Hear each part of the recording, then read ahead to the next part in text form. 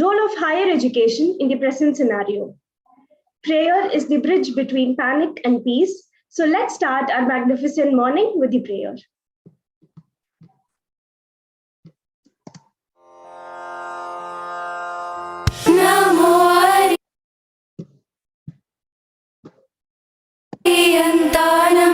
Namo Siddhanam, Namo Ayariyanam, Namo Vachayanam, Namo Loye Savasahunam, Peso Panchanamokaro, Sava Pavapanasano, Mangalanam Chesave.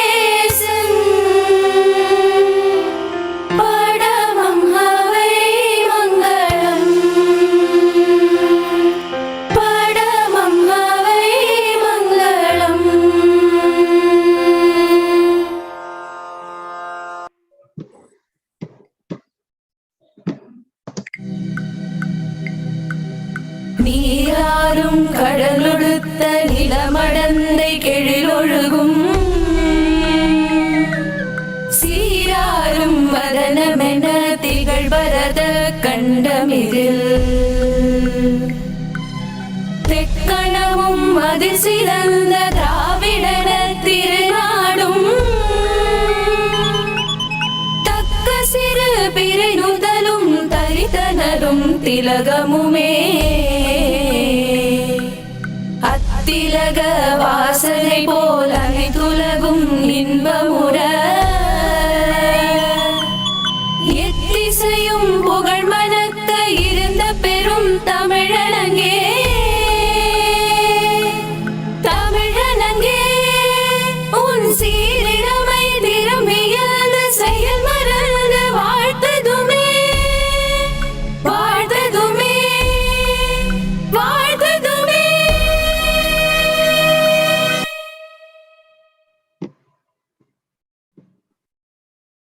The United Nations General Assembly proclaimed 24th January as International Day of Education in celebration of the role of education for peace and development. Our first session today is by Mr. Prem Kumar Aparanji. Now, I call upon Ms. Alagamai of First MCOM to introduce our chief guest. Good morning to one and all present here. I am indeed happy to start the day with a famous quote. Excellence is not being the best, it is doing your best, which is very much apt for today's resource person.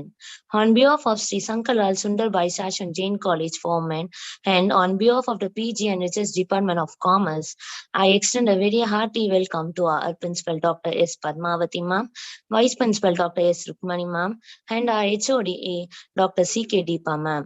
I cordially invite you all for the webinar on 2 sessions.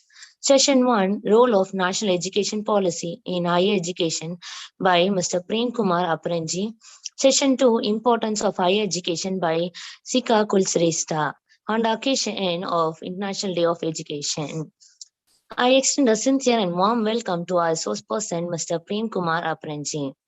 To start off with, he is currently working as Senior Architect in Cognizant Limited, Bangalore. Telling about his educational qualification, he had completed electrical engineering graduate from NIT and higher education in the USA. He helped both Cognizant and IT industry to grow. Billions of dollars and thousands of employment has been generated in many areas like BPM and CRM systems, social technologies, etc. that he has pioneered in the past 21 years. He is currently leading the AI and automation in IT operations for the CIO's office at Cognizant. He also wildlife conservation, especially in the Middle East region, and better adoption of early childhood care and education. He is an acknowledged thought leader in the industry who is now integrating new leaders. Sir, you are such a great inspiration to all aspiring students like us. It is indeed a great honor to have you here for the event. Hope our joyful multitude increase with your speech. Thank you for the opportunity given. Thank you, Alagamai. Now I request our Honorable Chief Guest, Senior Architect, Mr. Prem Kumar Aparanji, to address the gathering. Thank you, everybody, and a very warm morning. Good morning. Warm, I said, because I'm in Hosur right now. It's been chilly for the past few weeks here, and though it's a very bright day, and I can feel the warmth in the air here. I don't know how it is in Chennai now, but I hope it's pleasant weather for all of you. And I hope you're all, safe and sound and away from harm's reach. Okay. Before I get started, I would like to say that I want this to be a kind of an interactive session, because I would like to understand, your aspirations, your thoughts, and I would like to see how I can match them and, guide you or give you not guide you per se. You would have your teachers doing that, but I will at least try to paint a picture of what you can expect in future. One of my, roles or one of the skills that I need for the current role that I have is to be aware of the future, where the future is going to be, what might be one of the futures, which future might be a reality, trying to assess them and then trying to, orient ourselves towards that future. That's one of my roles. And I hope, all of you, since you're in the college and you have your career aspirations, and there is a lot of turmoil right now in the environment, also the global situation. So please feel free to ask me any doubts that you might have. So I would like to share a few slides. You don't need to read through them. It's just to anchor our thoughts when we are going through this session. I hope it's okay to share my screen.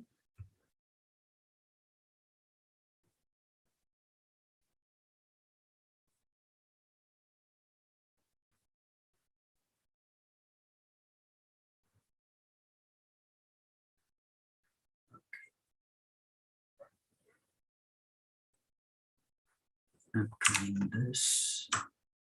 Sorry, I'm trying this for the first time.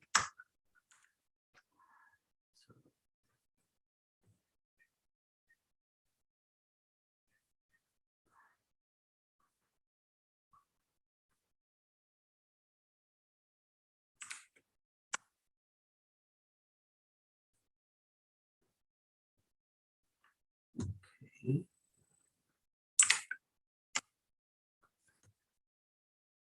I hope this is visible. The deck is visible to all of you. Yes, sir, it's visible. Thank you. So once again, thank you to all of you for having me here.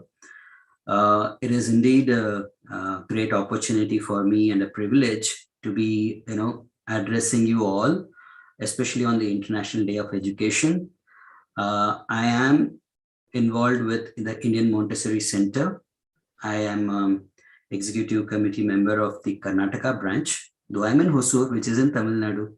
Proximity wise, I'm closer to Bangalore. So I'm one of the executive committee members there. And as part of that, I am one of the core members of the NEP committee within the Indian Montessori Center.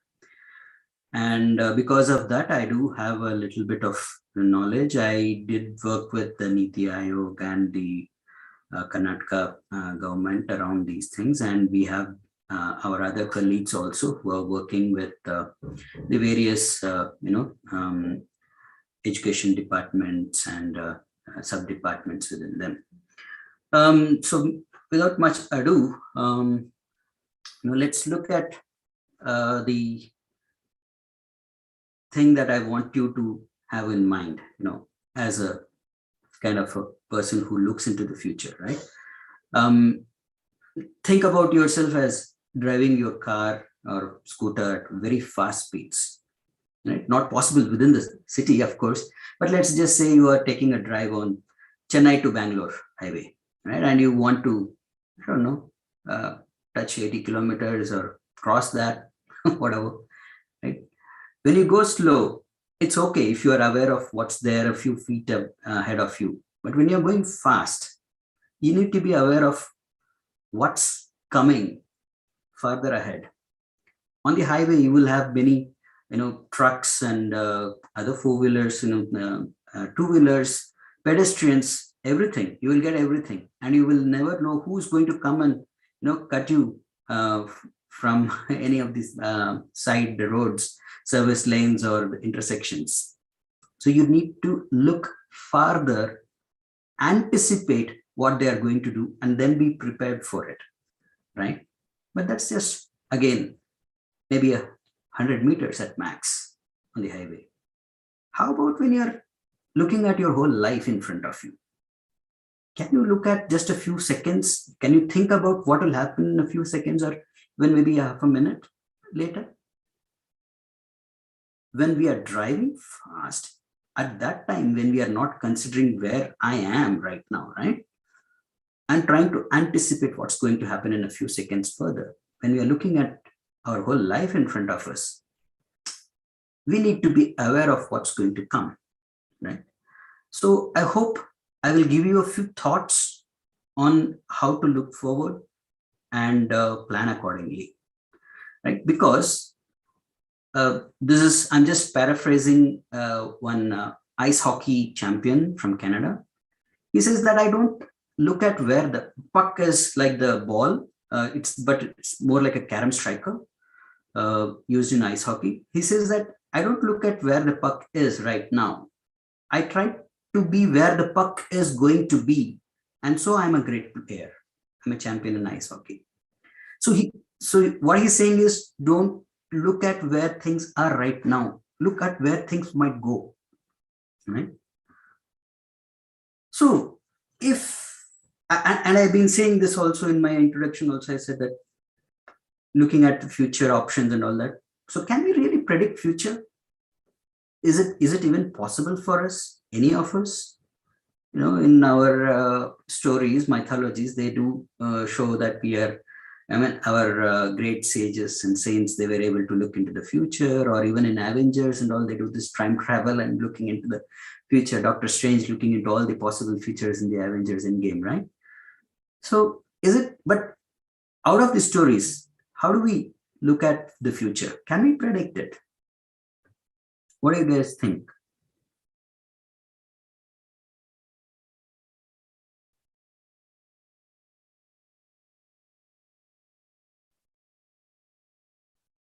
Okay, let's go on.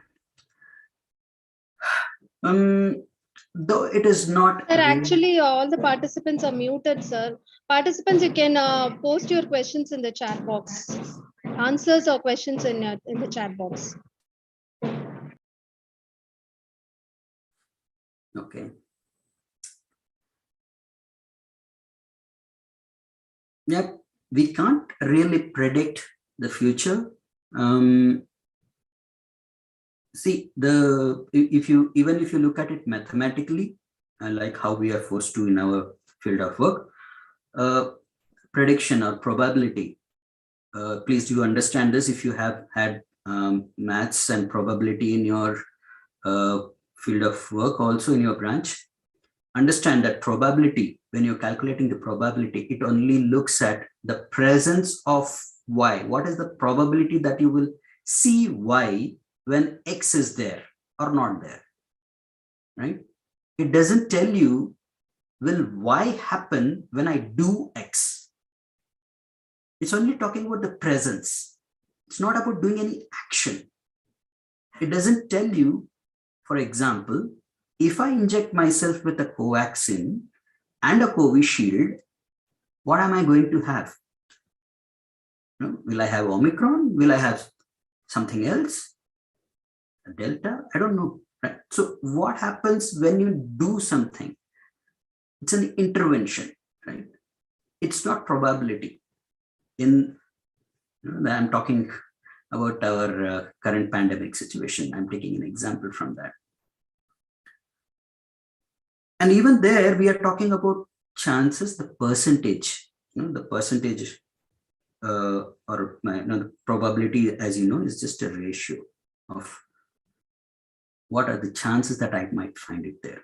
So you do need to look at not only probability, but also need to look at the cause and effect relationships between the various forces that are acting, right? So, which is why we need to look at what are all the macro forces that are acting. It might be macroeconomic, it might be socio-economic, it might be geopolitical, it can be, right now we are going through it, a healthcare scare.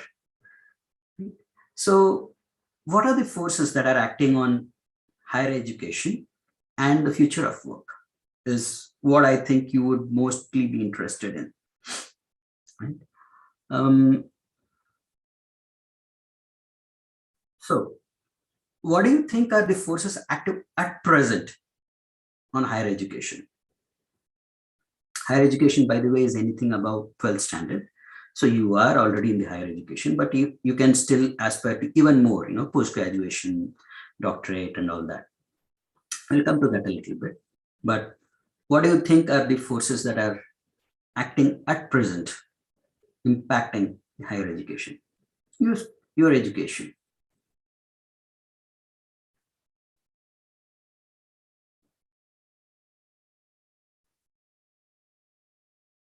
You can type in the chat box. I'm looking at it.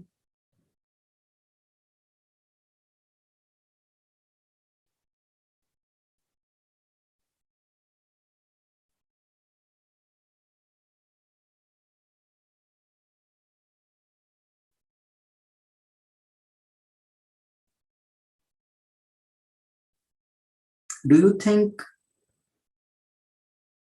the way we are interacting, the way I'm talking to you, has always been the way it has been? Is it what we would have considered normal just 2 years ago? For me to sit here in Hosur and address you all in Chennai? I don't know if you are Chennai even. I think you're all at your home, and so you could be anywhere in the world, right? So is it not impacting your education, the way it is being delivered to you? Yes, technology is providing the means to deliver. This technology has always existed. It's not that this is something new we invented. It's been in existence. I don't know. I've used this kind of means to communicate back with my parents when I was positioned in Switzerland close to two decades ago. It was possible back then itself. Skype was there. So the pandemic is the other one that forced us to use this mechanism, right? The digital technologies. Of course, 2 decades back, the technology existed, but it was not accessible to everybody. A lot of things happened. 2007, iPhone came and it changed the whole mobile market. Not only the mobile, but also the way people communicate, not just via calls, but also via, video, and WhatsApp came. So many things came. And even in India, if you look at it, we have the cheapest data rates today. Right? The data cost is the cheapest. In fact, there was a long debate going on between me and my friends, college mates. Many of them are scattered across the globe, and we were all debating if it is indeed as costly in the US as they claim it to be. But then everybody agrees on one point: India has the cheapest data rate. So the pandemic is something that forced us to get out of the campus. We don't know whether that's going to be a helpful thing or not. For whatever reasons, you are the ones on which your generation is the one on which we are experimenting this, you could say. It's a forced experiment on us.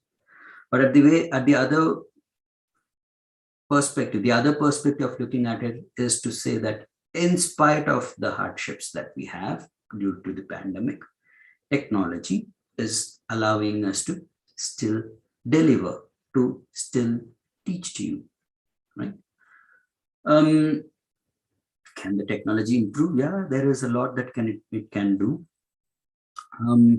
But these two are the current forces acting and impacting the higher education. In fact, I think across all levels of education, but higher education the most, because traditionally always we have felt that if we are in campus, our students who are on the verge of joining the workforce, becoming contributing members of the society, would not just pick up the academic skills, but also the social skills, the networks that they need to create.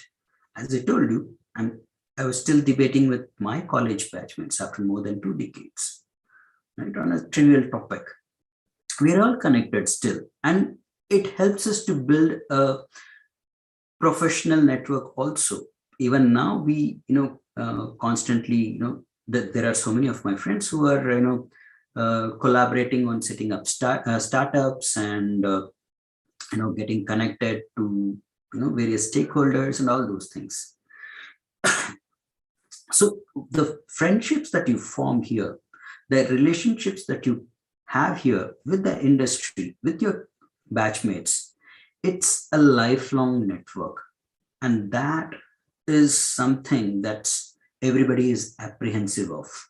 Will that still happen when we have the online and digital technologies, right? And our physical face-to-face interaction comes down. So that's one thing for you to keep in mind, that in spite of everything, you still need to strive to figure out how you will improve those things. Now, this is not something that you will get in a UG or a PG course or a PhD.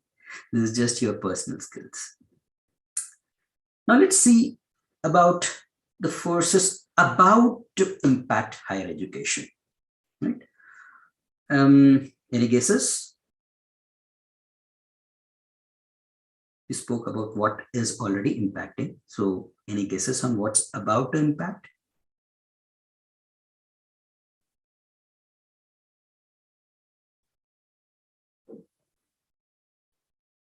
Okay, one hint. It's in the topic of today's discussion.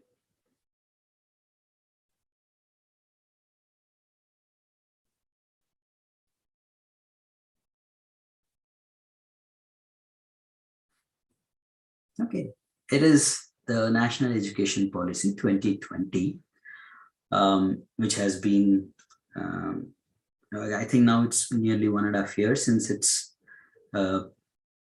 published, but the implementation is still underway, and there are various aspects to it, and it is clearly divided across the school education and the higher education, continuing education.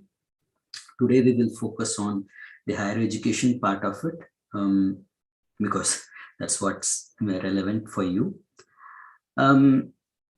So let's look at what is the vision of the NEP 2020 for HEI, right? The term that they use is HEI, higher education institutions.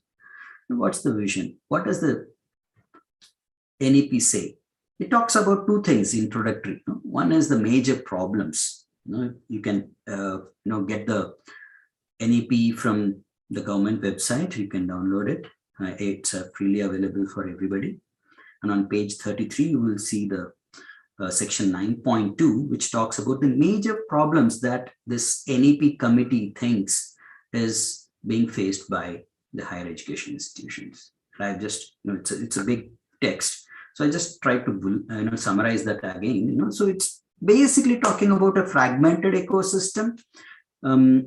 the nearness of the various streams and colleges, and rigid separation of disciplines. So it's very rare to see commerce along with, say, engineering, or a pure science with, say, hotel management. So there is a very rigid separation of disciplines. In fact, I think it starts pretty early these days. Back in our days, we at least had to choose when we were getting into our 11th standard. But nowadays, with the coming in of IB schools and IGCSE boards and all these international things, I see that the division can start even earlier. The specialization can start even earlier. But then that's not been useful. It's if you look at where we look at in the industry, we look for what we call as the T-shaped individuals. The vertical is where you have depth of knowledge in one particular area, but the horizontal line is where you have a understanding of a lot of areas. So you have an expertise in one area, and then you have a lot of exposure to a lot of other areas. That's what we call as a T-shaped individual. Some people call up and we talk about being pie-shaped. So you have two expertise, and some even talk about hair comb people. I don't know if we have any polymaths, those many polymaths across the world, but you get the picture, right? You cannot be stuck or become an expert in just one area. You need to have a wide exposure, and that's what the NEP says is a problem with our current academic system structure, that we are having rigid separations. And even in spite of that, or maybe because of that, there is so little emphasis on cognitive skills or learning outcomes or doing research, and more on only the marks. Academics is marks, not about problem solving, not about teamwork, not about collaboration, right? So this is what the government wants us to evolve out of, right? We need to change, transform, and they do acknowledge that there is a lot of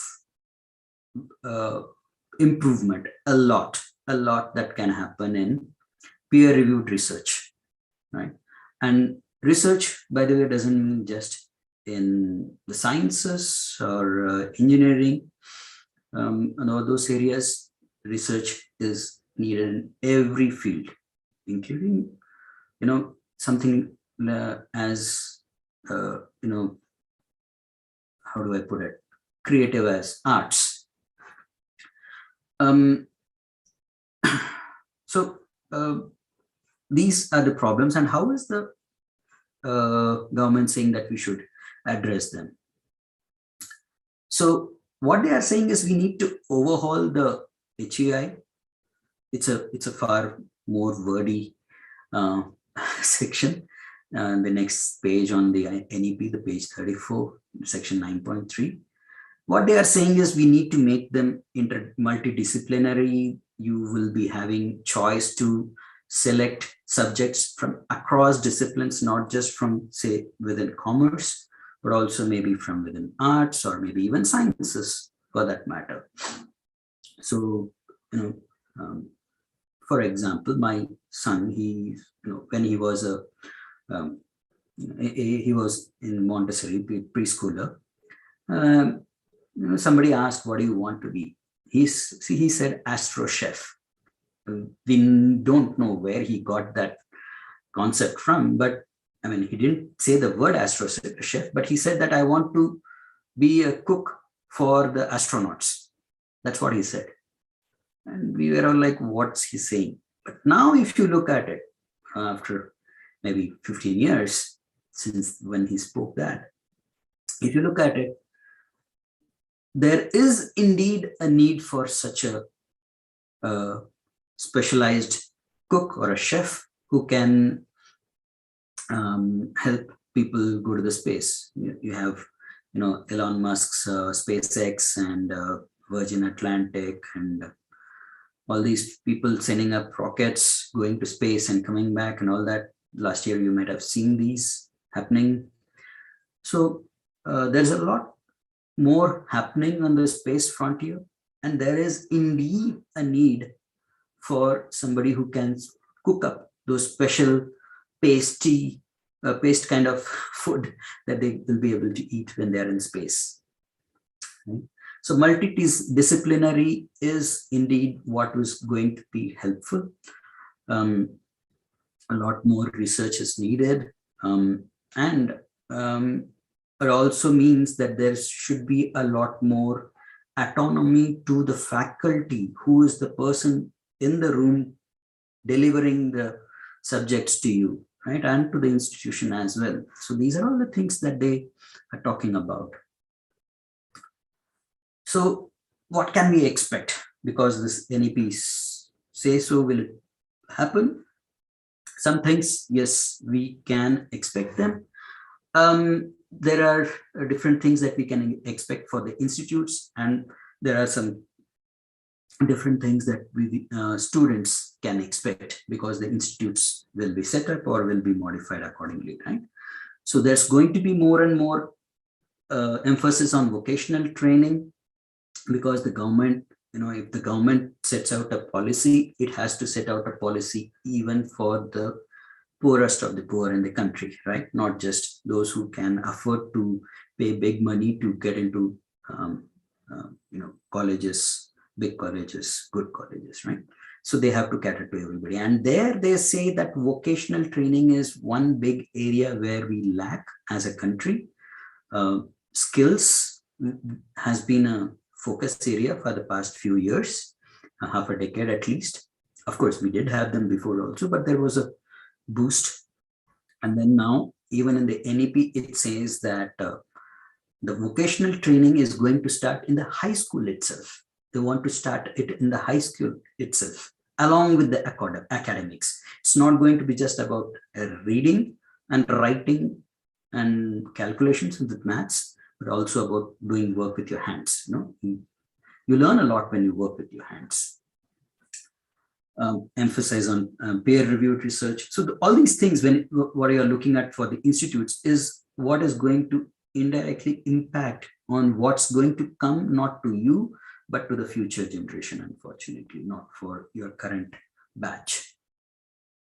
But it will still be useful for you once you graduate out, and you will be able to get back, or if you can, decide to continue into the post-graduation also, you will be benefited with the meme, or not the social media meme here. It's the multiple entry and multiple exit. So the idea here is that not everybody can afford to, spend 3 years in a college. They do have their family pressure, and they need to join the workforce, earn all that.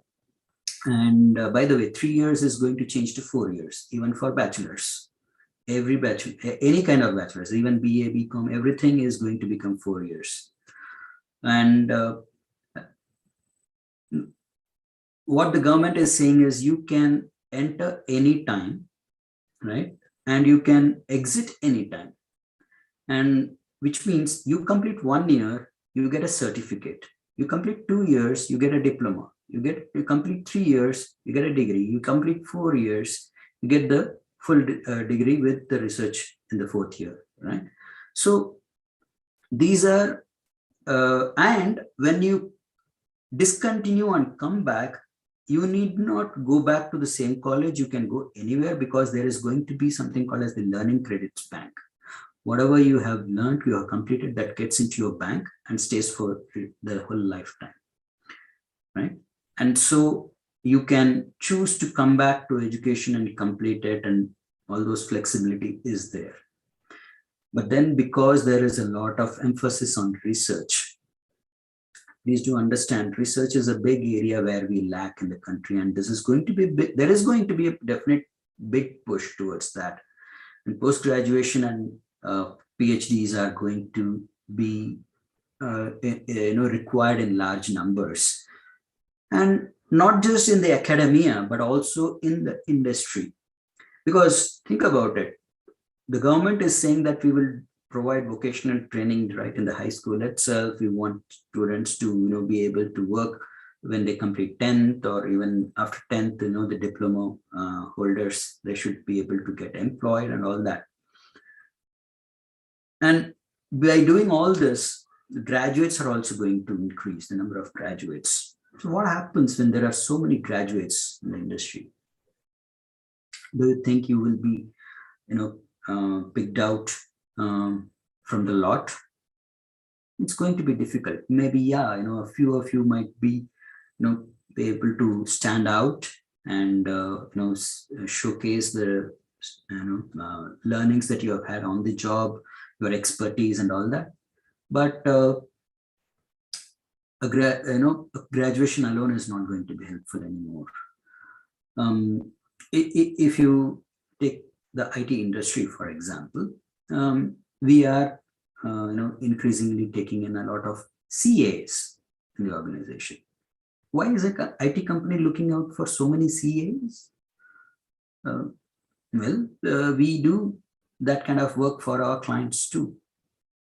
So this technology is being used to bring the work from there over here, and then our people do the work using the technology.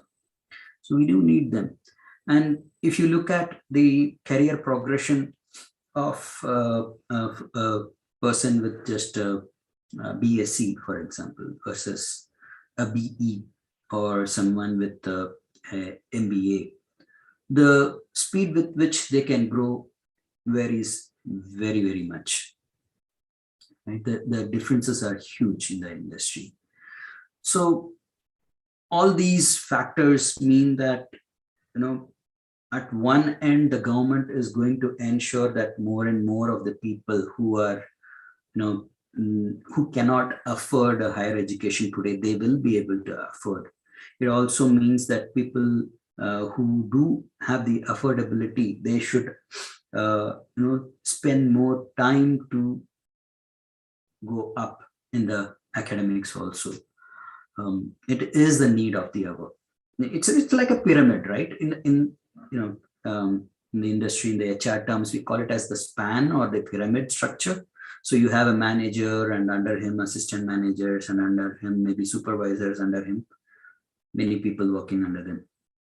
So it's a pyramid structure, and the more you have at the base, you also need to keep increasing your the pyramid also. It's not possible to manage beyond a certain number of people individually, right? So the people at the top will also be required, but then whom do you send above? What decides, right? So your post-graduation will definitely be, or a doctorate, all these things will be required. And the research is so important because things are changing so much, so fast, right? So I think I touched upon this a little bit. I'm also having a quick time check here. So you will be getting into the workforce. I don't know how long you are in the first year, second year, third year. Depending on that, you will be getting into the workforce accordingly. Right now, the pandemic is impacting the businesses across the globe. Global supply chains have a lot of bottlenecks. The chip industry, for example, there is a severe shortage of microchips. And because of that, everything is getting, the car industry, the automobile industry has a huge backlog. Now you take any car, nothing is going to come to you before 4 to 5 months.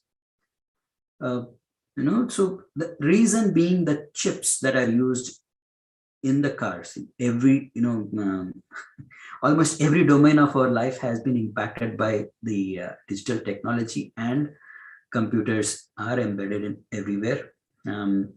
So this chip shortage has led to a lot of bottlenecks or supply chain.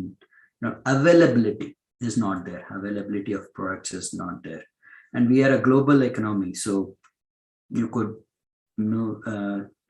clearly say that there is nothing in my currently whatever I'm using here to do this presentation. There is nothing that's just manufactured solely in one single country. Right? You get the parts and everything from so many different countries, and they're shipped to everywhere. And there's a log jam of the ships even. The Suez Canal, when the container ship got jammed there was a huge impact on everything, every commodity. We could not deliver our laptops to our employees, who were joining us newly last year. We could not deliver them, and they were not able to work for so many days because of that. So a ship got stuck in Suez Canal, and our people here in India are not able to work. So there's a lot happening, but the most important for you out of all this, what you need to understand, is that in spite of the pandemic, there is definitely increase in the longevity of humans, and thus there is an increase in the retirement age happening. It's not yet hit India. We have a huge, younger, demography, but it's already impacting other countries like Japan and European countries and all that. And it is also going to be difficult for us to not be working after 60 years. So in 40 years from now, definitely I don't think you will be able to say, oh, okay, I will retire now and I'll not do anything. The situation is going to change. There are various studies. It says that you will need to continue to keep working, right? So this is a huge factor. What it means is that because of this, what you'll have is that the care that you need to provide to the elderly, it's going to increase. They need to require a totally different kind of care, right? So for preschools, children, we have preschools and playhouses and creches and whatnot, right? So similarly, for the elderly, we will have more and more retirement homes and communities coming up with where you need to take care of the elderly whose children are not there with them. Things will move more and more to that end. The palliative care or the health care for the elderly, everything will change. The kind of training that's given to those kind of doctors and nurses are different, completely different. And that's a whole different sector that's going to be impacted. But that's not our concern right now when we are in the college, I'm sure. What's definitely needs to stay with you are these two things. One is you will definitely retire much later. Two, it means that you need to continuously keep learning. And not just because you will have a higher life expectancy, but also because there are many changes during a longer life. Yeah. So in my past 2 decades of experience, 2+ decades in this industry, I've seen a huge change in technologies and the technology impacting the geopolitical situation. Back when we were in college and all, we had these, in the late night, we used to see the Kuwait war, the Scud missile and all that. We were in, the technology has changed so much. Last year, you might have seen in Israel what was happening with the rockets being launched at Israel and how they were, protecting themselves. The technology is changing the geopolitical scenario. I think 2 weeks back, there was a drone attack in Abu Dhabi, in the seaport. A drone was used to bomb oil tankers. So a war is being, fought with drones, which we use for capturing video in our marriage functions, right? So that's the kind of impact technology is having on the geopolitical situation. Of course, socio-economical also. The way I'm interacting with you is intermediated by technology, but there are so many other things coming up. Facebook, you might all know that it has renamed itself as Meta because they want to invest a lot in metaverse. There's a lot of debate whether it's hype or really going to make a change. But all said and done, we can definitely expect a lot more to happen in technology, not just digital technology. Like, for example, we will have to go to renewable energy sources. And when we do that, I'm not talking only about electric vehicles. Yes, electric vehicles already are a reality. They just need to improve a lot. They have been a reality for 100 years, by the way. Electric vehicles are not something new. They've existed for 100 years, a century. But if you look at the storage of energy from solar and wind power, which we don't have a control on when we will switch on and switch off the light, right? We need to know the solar energy will be converted whenever the sun shines, or the wind turbines will convert whenever the wind blows. But you will not be consuming them immediately, so it needs to be stored. And how do you store energy, electrical energy? By immediate answer we all know is by putting it into batteries. But that's not the only thing that we will do.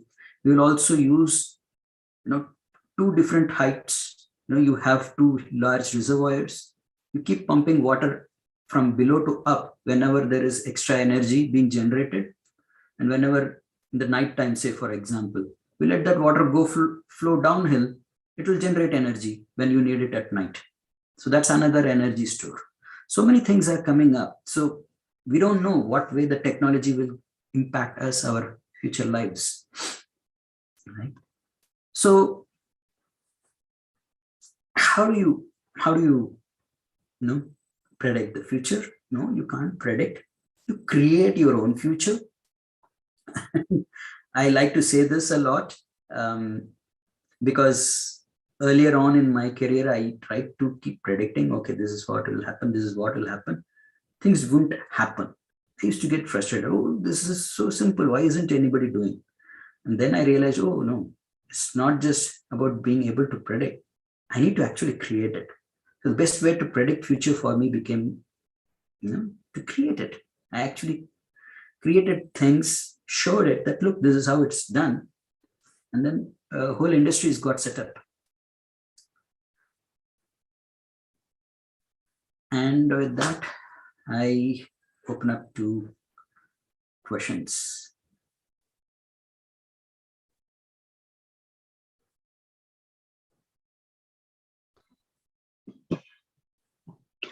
Thank you, sir, for the thought-provoking and enlightening session. The students may now ask your queries in the chat box.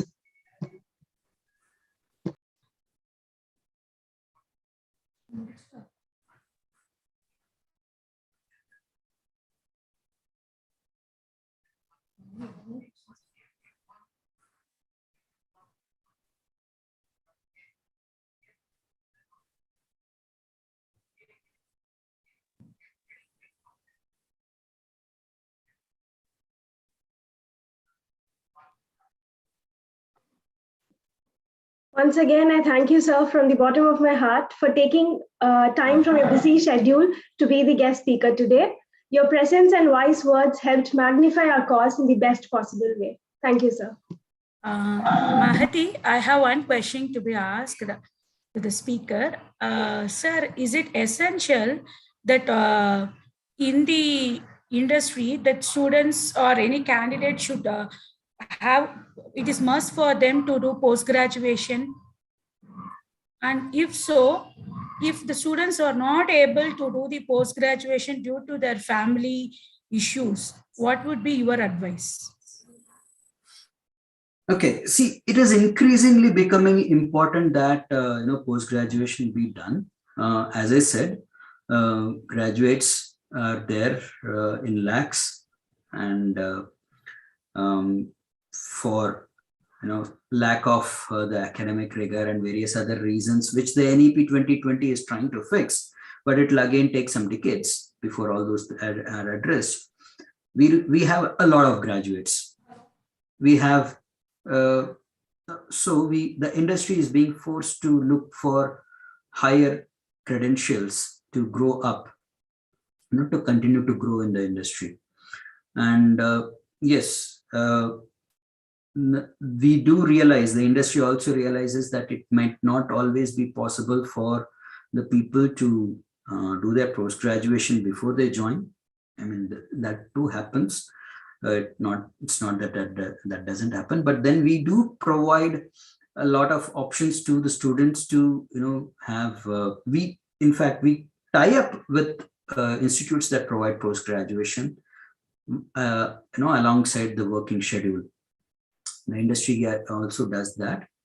Almost every IT company, large IT company does that.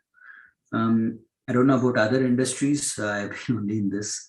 But I'm sure there are sabbaticals and all those things available in other industries also for pursuing your higher education beyond graduation.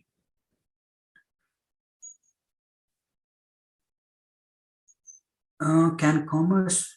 Okay. Did I answer a question, ma'am? Before I address the questions in chat.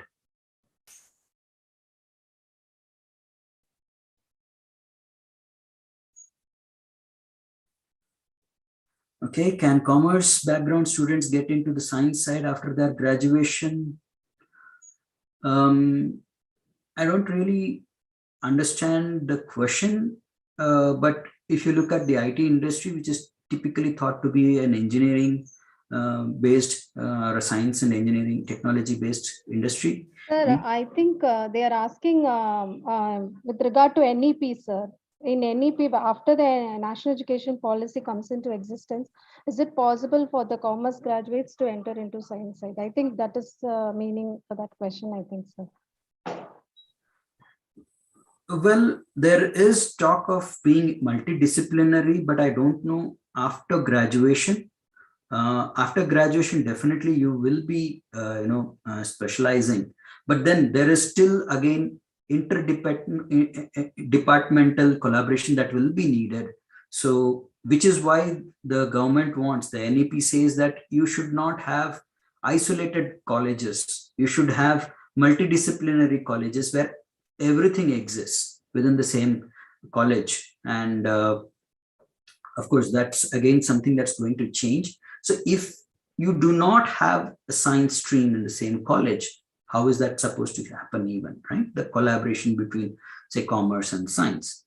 Say, for example, the science students would need the know-how of the commerce students to figure out whether this is going to be a viable solution if they come up with some new technology or science-based ideas.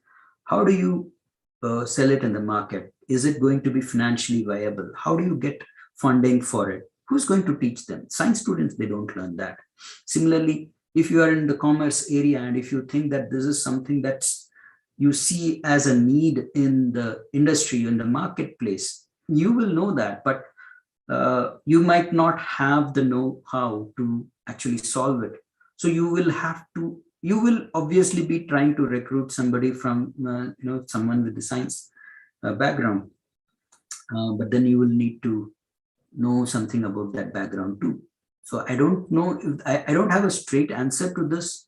I'm sorry, because things are still not percolated from the national level to the state level, and from there into how each institution is going to implement it.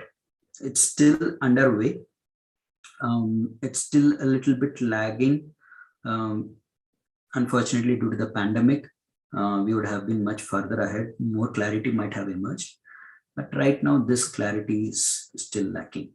In postgraduate, my thought is the chances are limited. It's in the undergraduate where you will have more flexibility, is the current understanding that I have, but please don't hold me to it. This might change. Sir, I would like to add along with you to the participant that many certificate and diploma courses are available in science from various universities like IGNOU, Madras, and many universities are offering the certificate and diploma courses, which the commerce graduates can take up science, and science students can take up the commerce stream. Absolutely. That's what I said in the meme, right? No, you do for 1 year, it's a certificate. You do for 2 years, it's a diploma. You do for 3 years or 4 years, it's a bachelor's degree. So nothing is stopping you. Even in the earlier setup also, you don't, the current setup before the NEP 2020 also, it's not stopping you from taking it up. Sorry, ma'am. Sir, one more question is posted in the chat box. Can we survive with just with PG in workforce? How can a management faculty get involved in corporate activities for industry, institute interaction, and decision making? Okay, can we survive with just PG in workforce? No, you cannot. It's a continuous learning, as I mentioned in one of the slides. You constantly need to keep learning. Of course, it doesn't mean you need to go back to college and learn. If you do, that's good.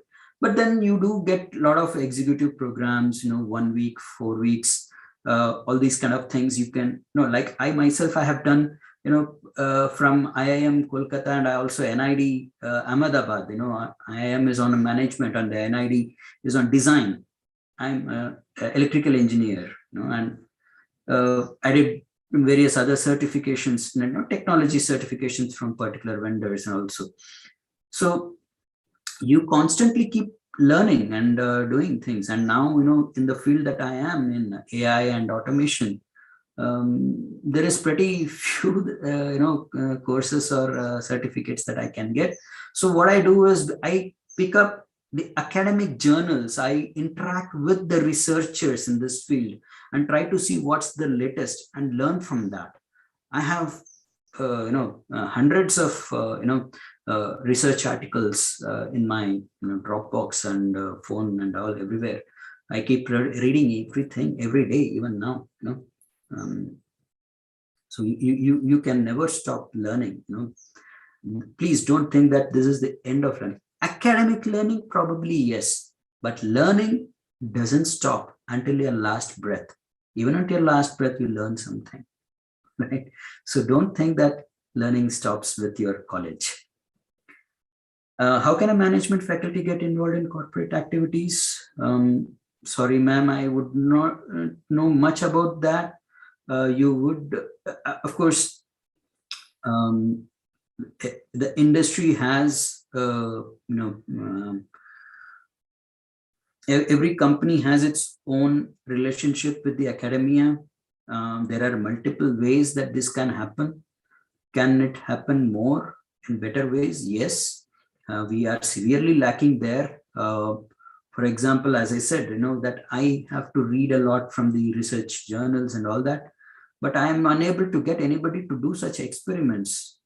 I need to work, I need to figure out how do I work with people who can, take up these as research, fields in their maybe PG or even PhD or postdoctoral also, because these are some pretty advanced things that we, mathematics, mostly mathematics, the AI is full of mathematics, probabilities, causality, and all that.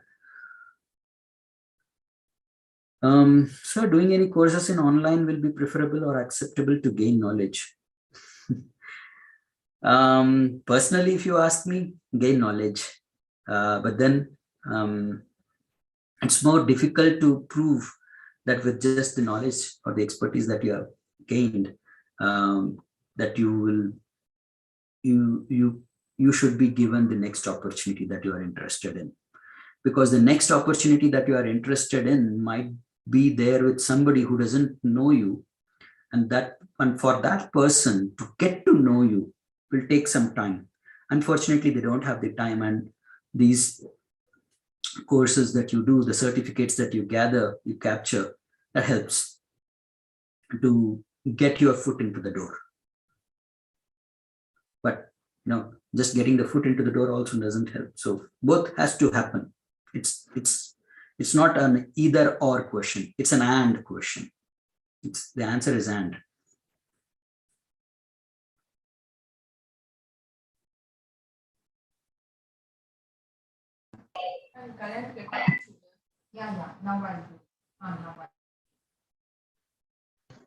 I hope all your queries are answered.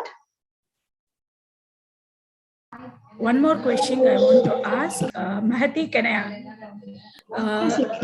Many undergraduate students feel that getting the job after their degree is sufficient enough for them to sustain in the market. Is it so? With a basic degree, they can sustain or they can survive also. Is that qualification plays a vital role for their promotions in the market? Ma'am, see, it all depends upon what is my need, right? How much do I want to spend? So it all depends upon my lifestyle and what are my aspirations from that perspective, right? So is a 20,000 job going to be sufficient for me even after 5 years? If you are happy with that, if you can sustain, yeah, that you can sustain, survive. But my personal suggestion is, don't be like our generation. Our generation is already 2 decades in the line, old. And given how the NEP is going to bring in more and more graduates, please understand the NEP is for the government to set up more government colleges, right? The focus is going to be on setting up more government colleges and enable more and more people to come to the workforce. That is why there is a huge, I didn't cover it and I didn't take a screenshot of that in the deck because I didn't think that would be much useful for you. But do remember, vocational skilling, vocational training is a huge area that the government is going to enable right from high school itself. The number of people you are going to have as your competition is going to be phenomenal. You will not be able, today maybe you will be able to survive, even thrive with just a graduation. But in the future, you will not be able to manage the people who will be coming in generations after you, the years after you, right? You need to have that kind of a capability. And to a large extent, it is also psychological, it's societal even, somebody with a graduation might not want to be managed by somebody with just a graduation, but they might be okay if you are a postgraduate and you are managing them. So these factors also matter. It's not just simply about what did you learn and where how much you have as an expertise, proficiency in your line of work. These other sociological and psychological factors also matter. And when you see that all your classmates who have done post-graduation are progressing much faster or further, it does hurt you. Not now, but give it a couple of decades, you will feel the sadness. Sure. Thank you, sir. Thank you. Sir, there's one more question in the chat box asked by Ragini. Sir, doing any course in online will be preferable or acceptable to gain knowledge? Yeah, I did address this. That's what I said. It's not an or question. It has to be and. You have to do both.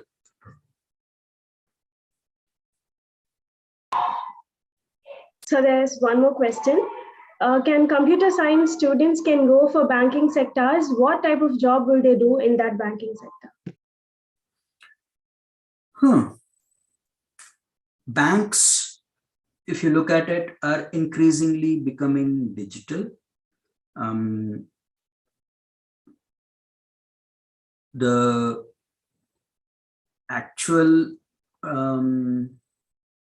the number of people who are actually holding the cash and counting and doing that kind of job they will not do, obviously.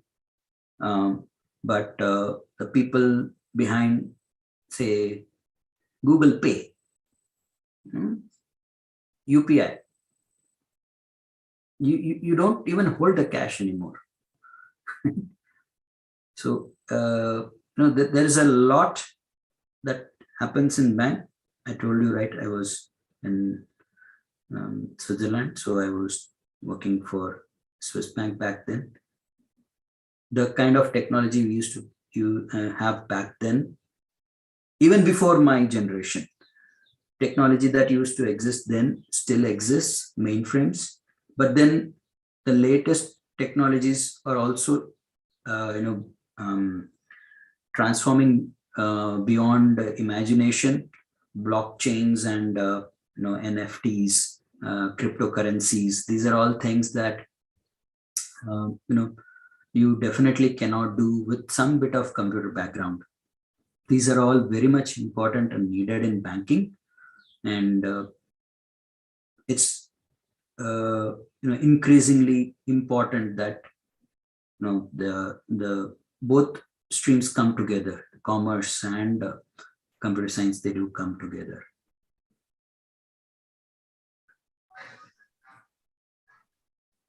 Few more questions are being posted in chat box, sir. Entry point of any workforce approves UG, sir. How to survive? Yeah, UG is sufficient to get started, but if you can afford to, I would say you spend those 2 years for PG. If you have the family background to support you, please do. If not, get into a job, then pursue post-graduation either while on the job or drop from the job and then pursue, depending upon your financial background and family support. I know family support is going to be very, very crucial for you, especially if you are getting married and in our kind of a societal environment that we have. A lot depends upon the in-laws for you. So you have to take those equations also into consideration. When do you want to do the PG?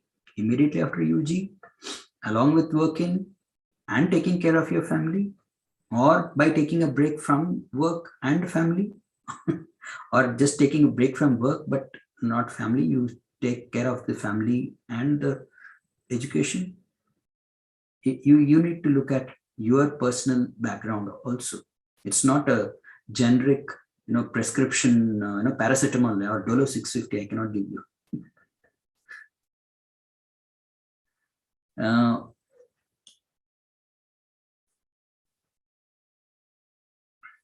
No, they don't have to pay more for PG.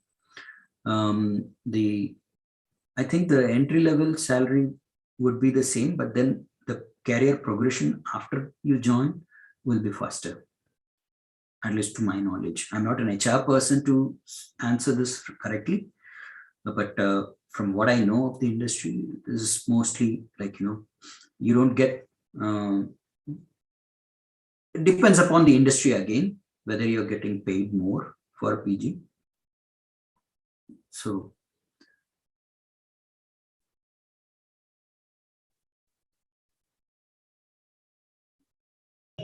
I hope all your queries are answered. Thank you once again, sir, for providing us with such valuable information. Thank you. The pleasure was mine, and thank you for the opportunity to Shashwat Jain College. And I really, really enjoyed the session. I wish we could have had this face-to-face, but at least we could have this session. Thank you so much for having me. Thank you, sir, for sparing your valuable time in enlightening about the role of higher education for the present generation. Thank you so much.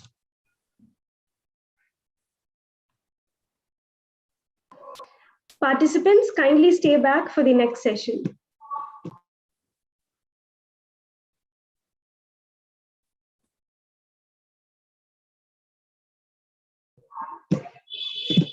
Mahati can, yes, we can start the second session. Shika ma'am has joined. Welcome you, ma'am, for the Sachin Jain College Forum.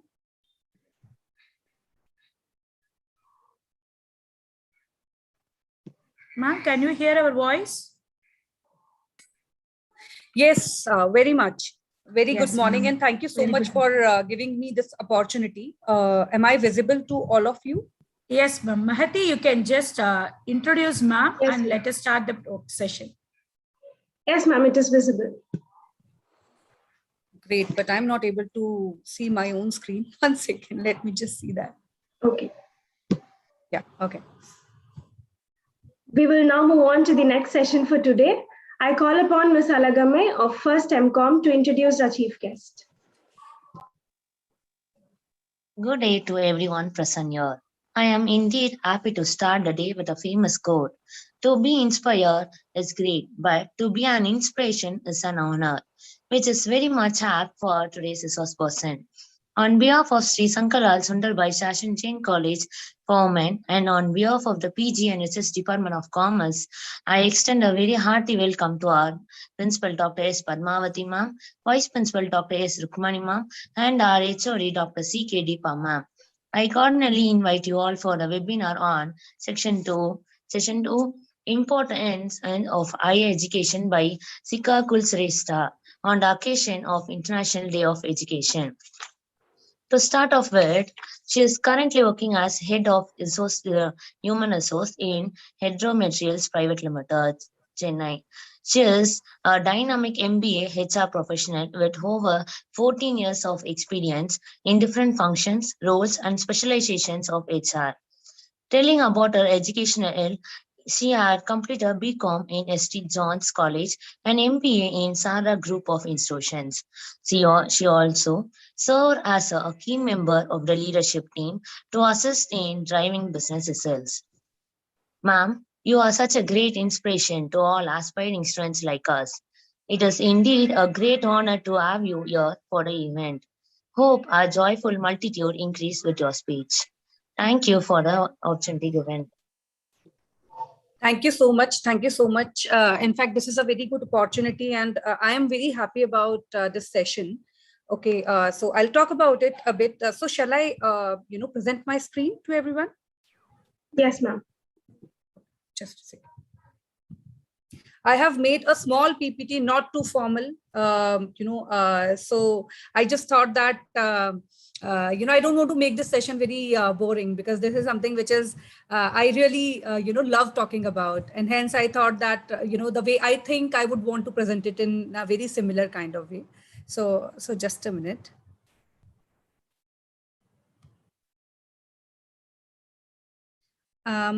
I'm not able to share my screen.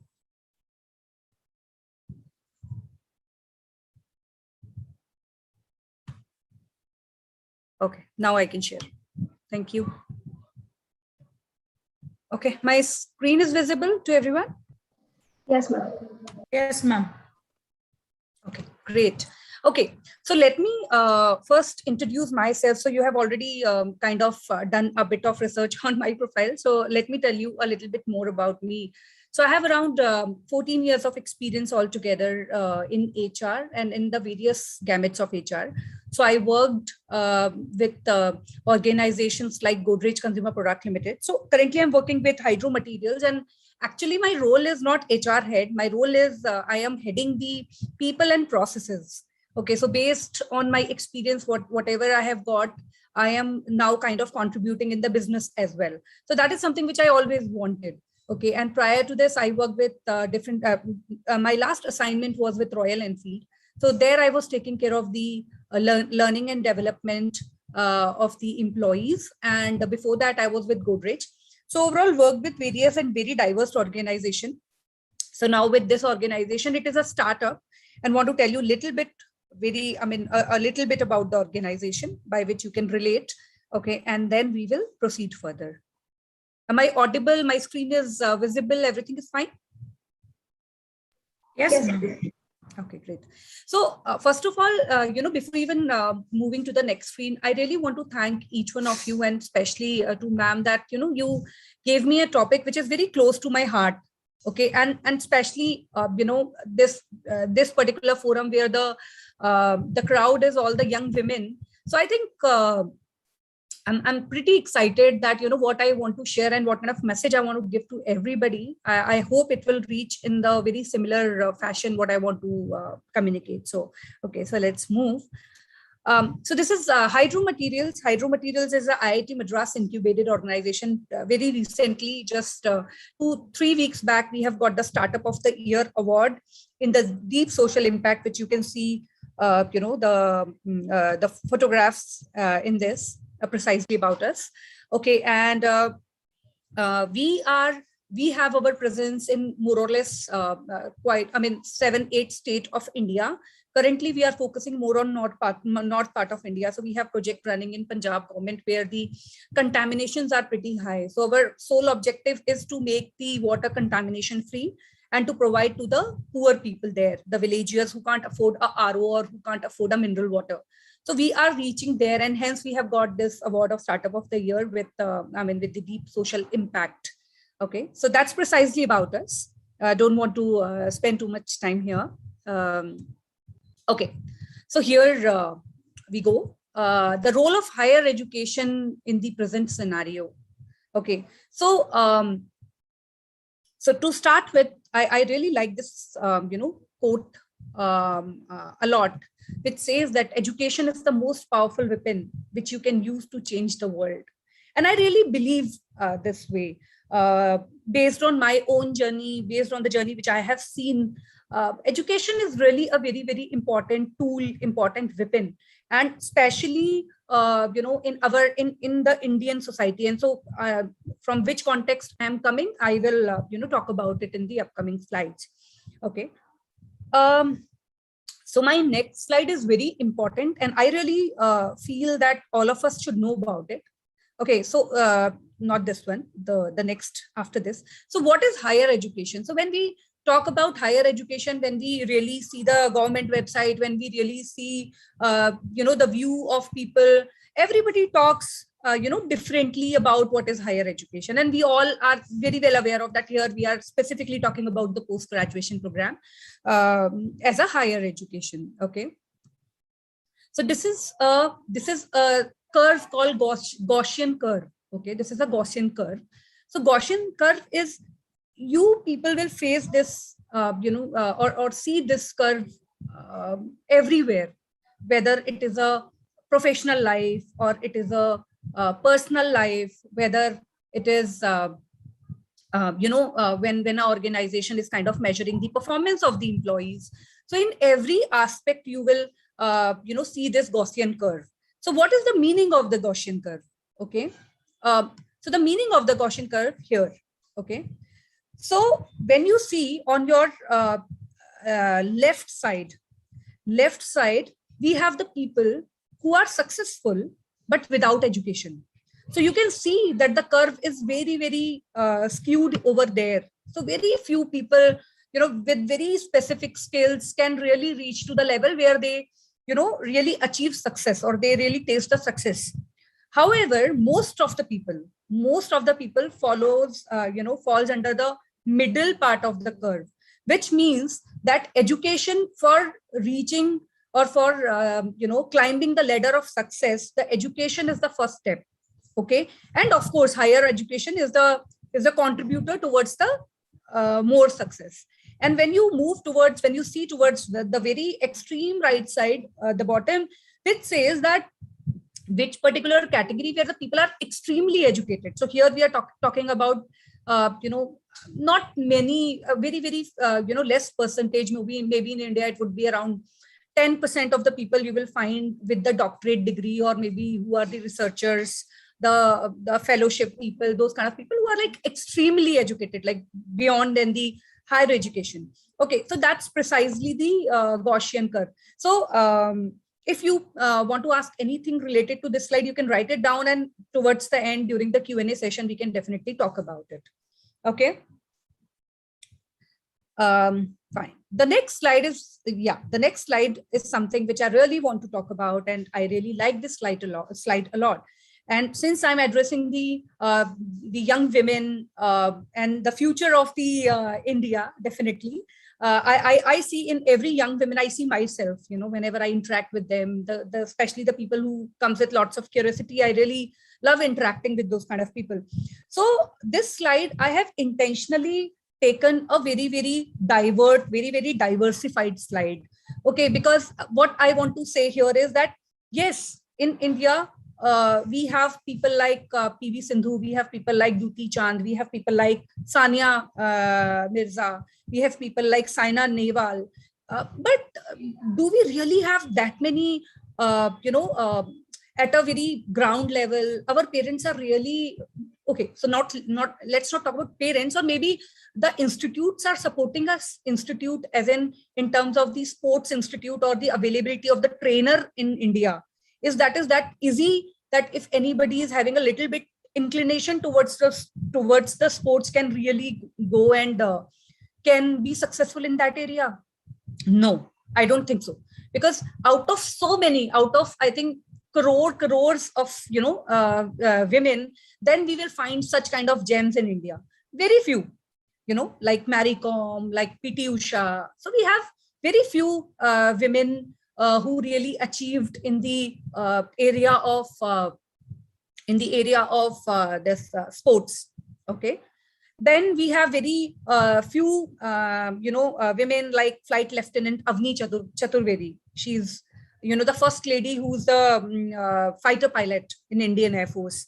So we really feel very good about it. But so just think about it, that after so many years, Air Force existing in India from so many, from the beginning almost, but when we got this fighter pilot, so these are the kind of questions which we really should think about. So because of the kind of promotion we have, the kind of support women are getting these days in the education sector, and hence, they are able to reach to that kind of level. So now, you talk about the successful CEOs, MDs of the India. So like Faguni Nair. Faguni Nair is the founder of Nykaa.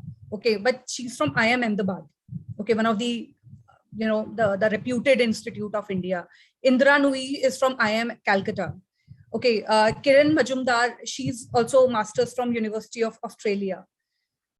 These kind of people. And then we have very diversified, like, when I was talking about this curve, the people falling under typically that right hand side of the curve, like Sneha Dubey, who's the IAS in the first attempt. Okay, and Geeta Gopinath. So these are the kind of people. And then we have Tulsi Gowda, who has been who has got the Padma Shri last year. She's the one of the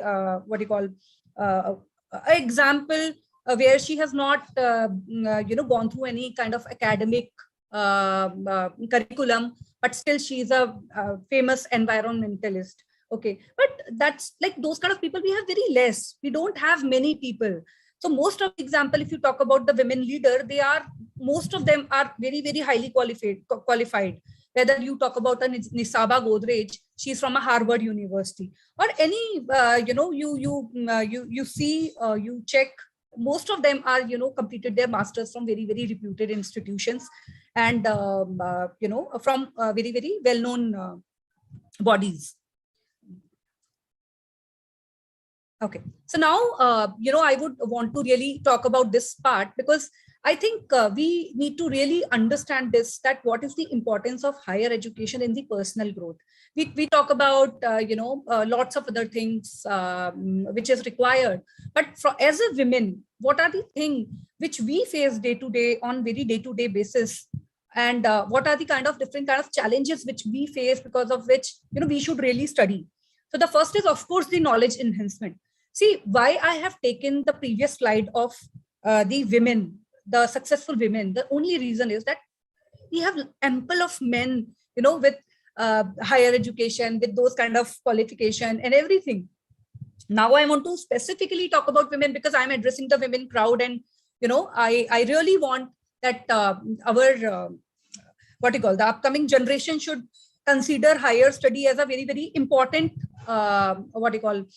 step of their career. Okay, so knowledge enhancement. Of course, the knowledge with the education, the knowledge comes, and in fact, Mr. Prem also talked about it, that, he has done very diverse degrees. And with all that, he learned a lot. So education, knowledge is something which you learn till your last breath, which I really like what he said. Okay. And raise in the financial status. So when I'm talking about raise in the financial status, of course, like now the kind of what you call the expenditure all of us are going through, the kind of what you call, if you talk about the child education, if you talk about the normal household expenditures, if you talk about the real estate, if you talk about even the rents of the houses, everywhere it's touching the sky. So it is very important that both, whether it's a husband or a wife, both of them should contribute towards the household to make their life much, much better. Okay. And here I'm not talking about the social, that acceptability part, because, that is something which is, we should contribute for our better future. Okay. So this, of course, the higher education and post that, whatever experience you earn, and then you work in some kind of organization, which definitely kind of enhance or kind of improve the standard of living. Okay. The third thing is social acceptability. So now, if you really look at, if I look back, say around 15-20 years back versus now, people really respect the people who are very, very educated, who talk, who are very knowledgeable, who really, highly qualified. So even if in our surrounding, we would like to give example of the people who are very highly qualified with so much of proud. If one of my cousin, say, is from IIT or from IIM, I would, in most of my conversation, maybe I would not consciously, but unconsciously would want to talk about that. Okay, she's very highly qualified. Okay, she's from IIT. Maybe as an example, I would like to quote that, and we feel so good about it. So that is the kind of space which we get, in terms of, so when I'm talking about the social acceptability part. Okay. So respectable position in the society. So again, it is a little similar to that, what I said, but see what is happening in India from very beginning. I have seen, I would not like to name any kind of community or something, but in lots of places, in lots of community, what I have seen, that girls are getting educated or especially graduated only for getting married.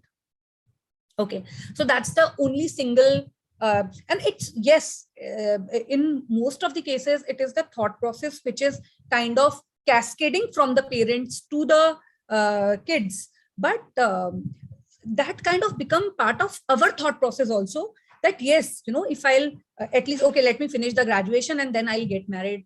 Fine, everybody in my family did this, let me also do the same thing. Okay, but I really feel that,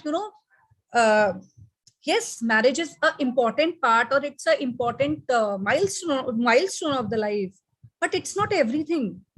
First, you should really spend time thinking about your own development, about your own position.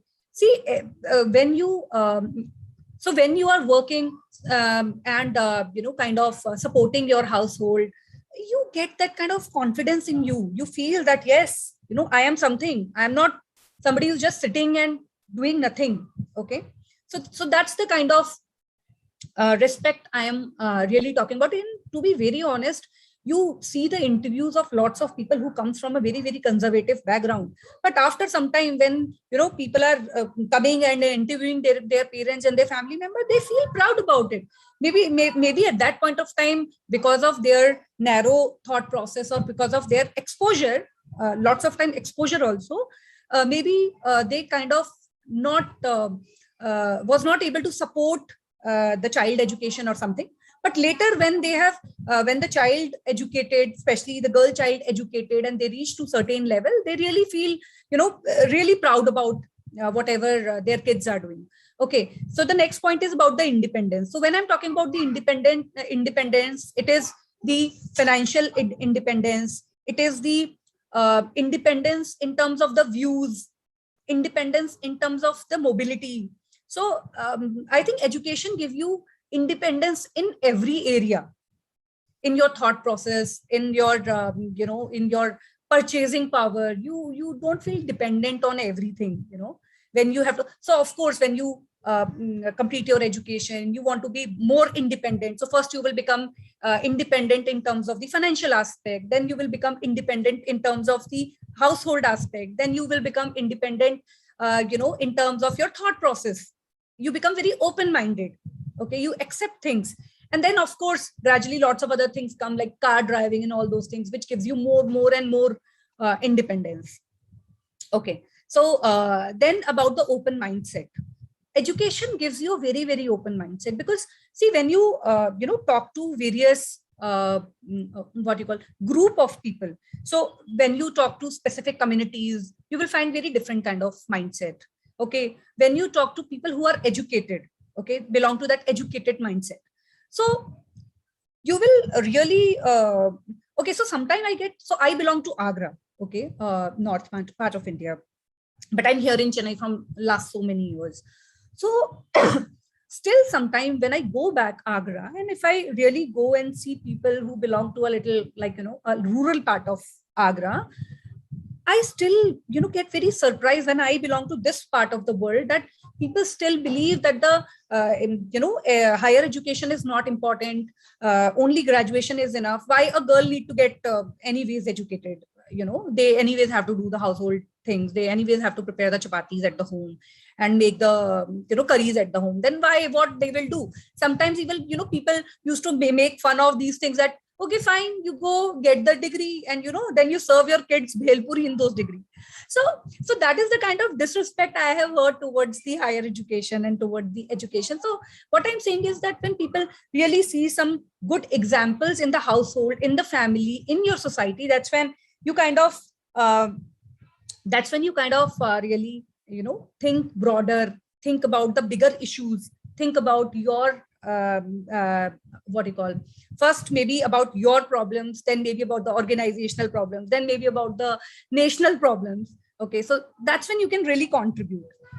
Then the growth perspective, of course, education is one of the key driver for your growth. One of the key driver, I would say, I would give at least 70% of the contribution to the education for the growth, because especially in India, I would say, in the European countries, or maybe in US, still we respect people with different skills. Like, somebody who's a painter, we call with respect, the person is a painter, he's a painter. But in India, he's a painter, what he will earn, what he will do. So in India, we have to really, think from that perspective, that whenever it's about a growth, we give respect to the people who are highly educated, who are really climbing their, the ladder of the success very fast, and with lots of confidence. Okay, so see, if you ask me now about further to higher education, okay, if somebody would really come to me asking for some career advices, then my view would be, I will say that, okay, fine, if you want to go for higher education, then why don't you prepare for certain competitive exams? Why don't you give CAT and, go for some very great, good colleges and something like that? Because based on my own experience, I'm telling you that, doing higher education, first, doing higher education itself is very important. And then, of course, based on the capability, if you can move to a better institution, that is something which definitely add lots of brownie point, or maybe you can call the feather, to your cap. And one of the most important point which I kept for the last is, in Indian society, for women, it is very important that you should have your self-respect. Okay, very important. I think in lots of cases, the self-respect comes with your identity, with your education, with your background. Okay, so that's precisely what I think is the importance of higher education in the personal growth. So now I'll talk a little bit about the importance of higher education in our economy, in Indian economy. Okay, so we keep hearing about lots of terms. We keep hearing about GDP. We keep hearing about the per capita income, on those kind of things. Okay, so So if you really see the newspaper, if you really read the articles, which I keep reading, which talks about that, in India. So, okay, let me tell you, Indian education industry, I would say, is number one in the world in terms of the contribution, the kind of colleges and the kind of university we have. So I am talking about in terms of the quantity. Okay, so in terms of the quantity, we have around 1,000 plus universities in India and 40,000 plus colleges in India. Okay, so we stand number one there. However, when it comes to the global ranking, our colleges are not there. So there is something which is required from the the education side, by which our colleges can be part of those global rankings. But in terms of the quality of the education, okay, we are at number 3 after US and China. Okay, so that is something which is gradually year on year we are achieving. Okay, so now I'll talk about from the economy perspective. So the first point is that creating a quality workforce. So all the good organization want good quality people. So why this whole process of recruitment is there, because they want to hire the best of the best from the industry, because they feel that the people with a higher education, with more knowledge, can be the best suited option for them. So if you really talk about our Indian people, you will find lots of in US, and we have lots of people in NASA also from India, which means Indian brain is really very good. Okay, the only thing which is required, it should go in the right direction. The second thing is supporting business and industry. Okay, so now in the last few years, I'm really hearing that not just the males who are coming up with the startup concept, the women are also way ahead in terms of the startup concept, in terms of the they are also coming, they are also empowered, and setting up their businesses and supporting a lot in the industry. There are lots of, see, even the pandemic has kind of supported lots of industries, like the this culture of home chef. I don't know how much you really heard about this concept of home chef, but this pandemic has really promoted the concept of home chef, and that has also come out as a very strong as a kind of startups. So home chef concept is it's like this, that people who are really good in their cooking, and who are very, very interested in good cooking and all. So they are kind of, opening up this thing like as a home chef, and people can get the hygienic, good, healthy, tasty food from various, various startups, various people. Okay, so that is the way we as a women can support. And apart from that, we definitely contribute towards our economy through this. Then carrying out research and promoting technologies. So so the higher educations, like for example the PhD, the doctorates, the research, the fellowship, these kind of things really gives us lots of people, lots of assets who can come up with lots of these new innovative technologies. Okay, this definitely, I am assuming that all of you are graduates, so you must be aware of what is the per capita income. Okay, so this is definitely when each one of us contributing towards the nation and towards the per capita income. Okay, this definitely increase the GDP of our economy. Okay, the literacy, the rate of literacy. Okay, so when we go for higher education, so anyways, in India, the literacy, the definition of literacy is very different. If you talk about a very term given by the government, so the term given by the government, literacy, means that they should read and write their language. Okay, so and we all know that Kerala is the having the highest literacy. Okay, but here when I'm talking about the literacy, I'm talking more from the education, more from the education perspective, that the people who are highly qualified. Okay, so increasing in the intellectual assets. So when I'm talking about the intellectual assets, which means the people who are the scientists, which we have, which of course products from the best institutions, the research institutions, the IITs, the IIMs, all those kind of places. Okay, so of course the higher education supports in the increasing of the intellectual assets. Okay, increasing in the inflow of foreign investment. Okay, so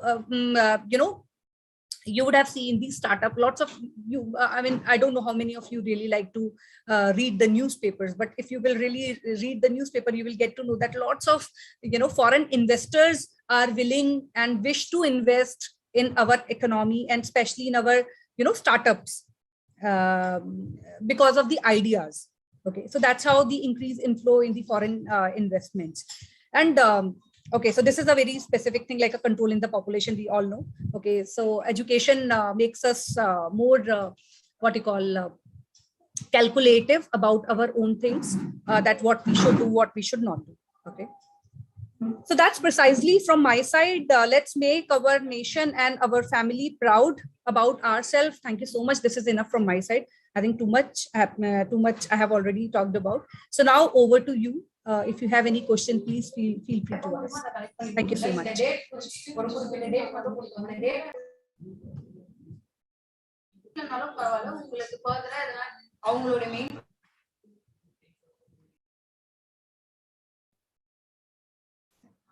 Participants, you have any questions to be asked with now?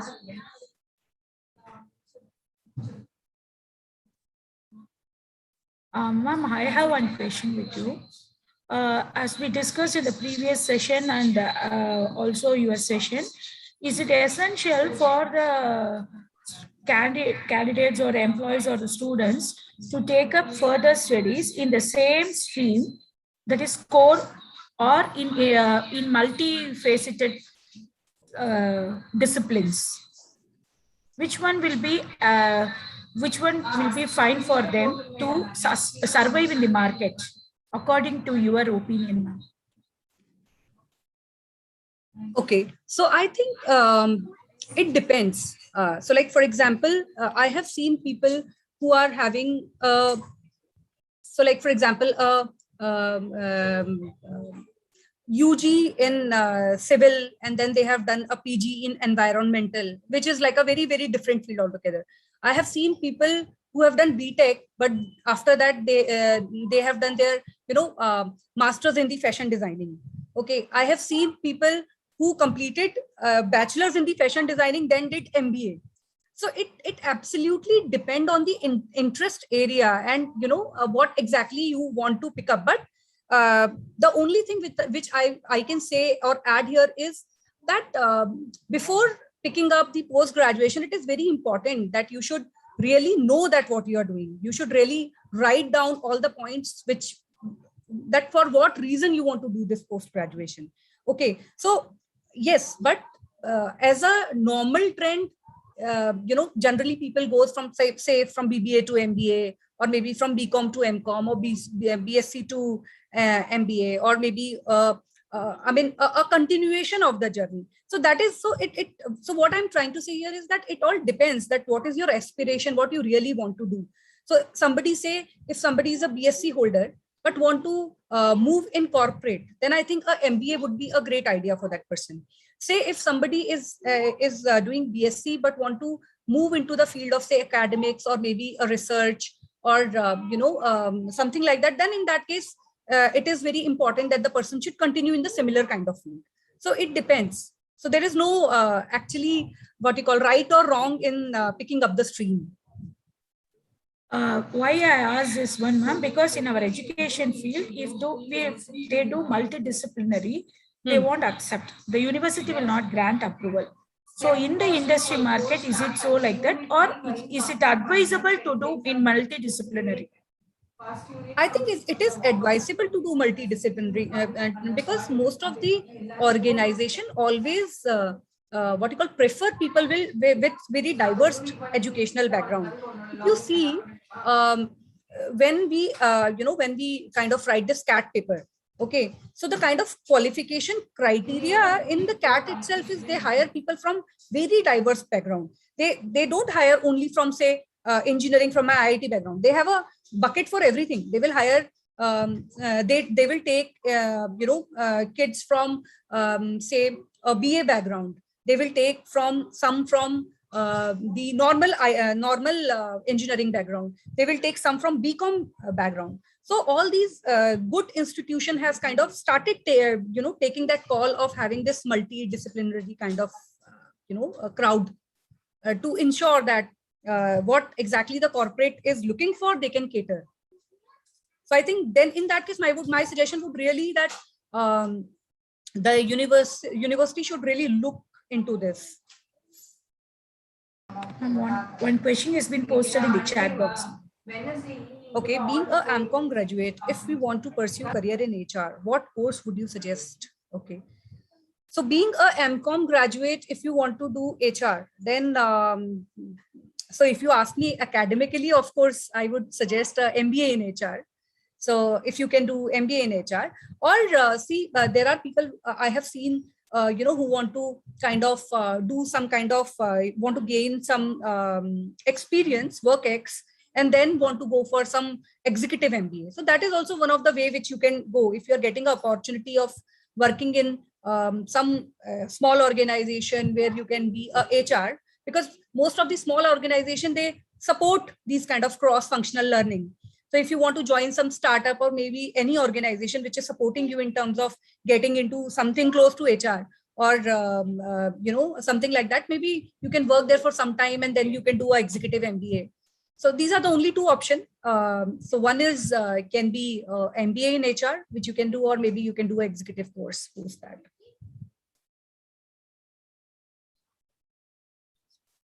How to ignite startup in management institutions?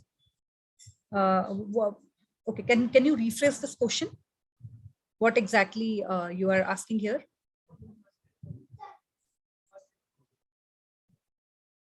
Dr. Lata?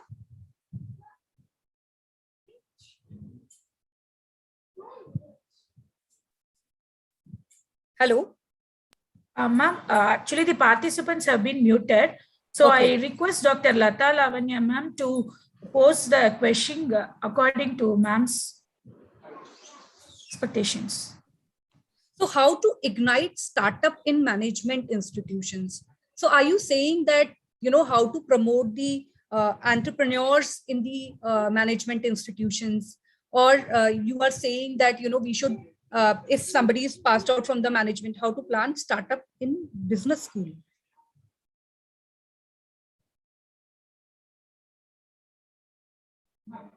How to plan startup in business school? I'm really not able to understand this question. So from faculty point of view, okay, from faculty point of view. Oh, okay, I understood. I got your point now. Okay, so so what my suggestion is that, which is actually lots of management colleges are offering to their students. They are actually introducing these kind of startup model kind of within the course, where they are saying that, if you have any plan, we will kind of support you. Okay, so they kind of reach out to lots of corporates and they, kind of tell them to, you come with the complete plan, like plan as in it should be from the beginning to the end in terms of the financial aspect, in terms of everything. And they generally, listen to those people and they promote those people. And if, it comes like a competition within them. And they reached out to the organizations who can kind of aid or support or sponsor them, okay, with their ideas, okay, and they kind of support financially to them, say initial support of say 2 lakh 3 lakh rupees, and they can start their own startup. So that is something which I keep hearing from various institutions, which they do, where they want to kind of support these new young entrepreneurs and their ideas. Yeah, if I have understood your question right, then. Have I answered to your question, Dr. Lata?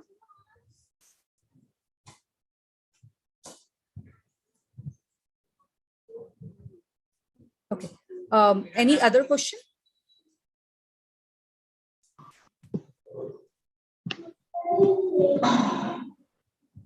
Participants, kindly post your queries in the chat box.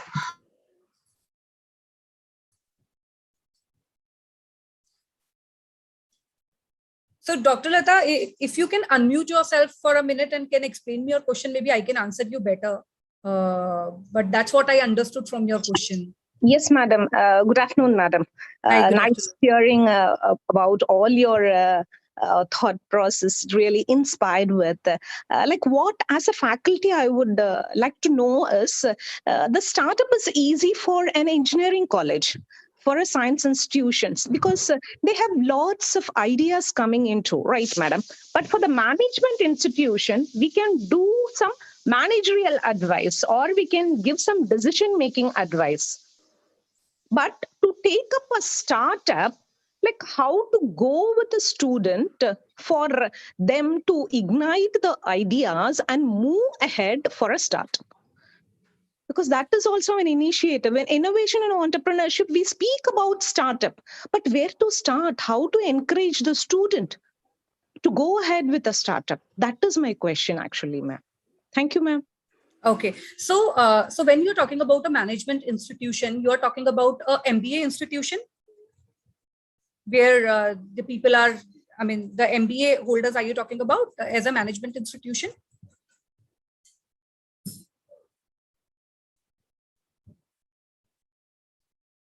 Okay, so I think what you said is kind of partially I am agree that you know, the engineering institutions they generally support the startup. That's not the truth. Actually, if you really look at the kind of curriculum which IIM Ahmedabad and most of these management institutes are giving these days, they are really promoting the entrepreneurs a lot, and mostly they are promoting the entrepreneurs through these kind of, you know, competitive what you call like, for example, they will say that you know, there is a project on the who will be the best entrepreneur, and the person will, you know, get some kind of monetary benefit or some kind of benefit out of it, and that's when these idea, you know, generates. Sometimes what happens, they lots of people, you know, get very confused with the idea itself, that I'm not sure that whether what idea I'm giving will gonna give some kind of benefit or some kind of revenue or not. But these kind of models are actually supporting the student to really thinking, you know, in depth, that what they can come up with. So I think creating a little competitive kind of environment in the college and really talking about the startups, giving example, providing the kind of case studies, business studies based on the startups, I think can really encourage students. Yeah, clear, ma'am. Clear, ma'am. Very clear. You are asking us to create the model, and we have to disseminate the model to the corporate or to the public through the website or something, so that it will get inspired. Absolutely, yeah. Okay. Absolutely. Thank you. So there should be a kind of regular interaction with the students. If you have any such kind of you know, thought process, then you have to really tell them that from the beginning that we really promote entrepreneurs. We really want that you should see in the education also, that particular mindset is very important. The overall that you know, that business mindset, that is very, very important part of any management institution. So yeah, that's it. Thank you. Anything else?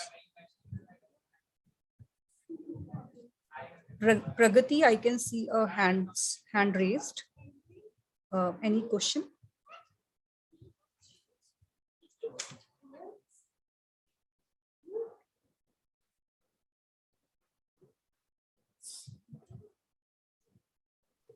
I hope all your queries are answered.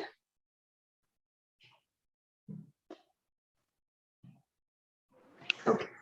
Thank you, ma'am, for the thought-provoking session. Thank you so much. It was my pleasure. Thank you so much.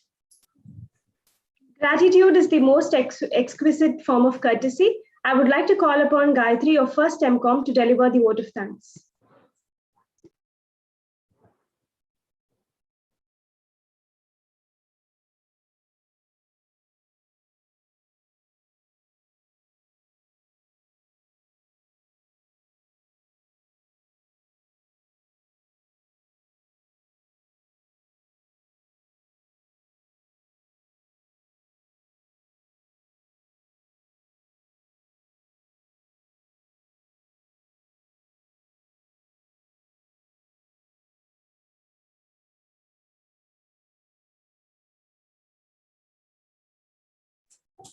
Mahati, is the session is over?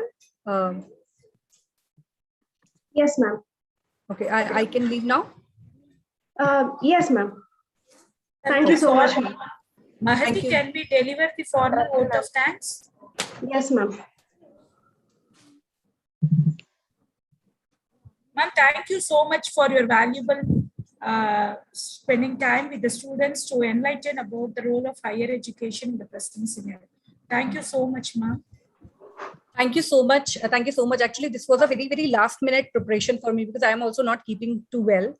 So I could not spend too much of time in this. So yeah. So but this topic was very interesting for me, and hence I decided that whatever it is, I want that the young women should, you know, think in that direction. It's very important that today, I mean, this is the right time for them to really think about the further what they really want to become in their career. So I think that is something which I want to communicate.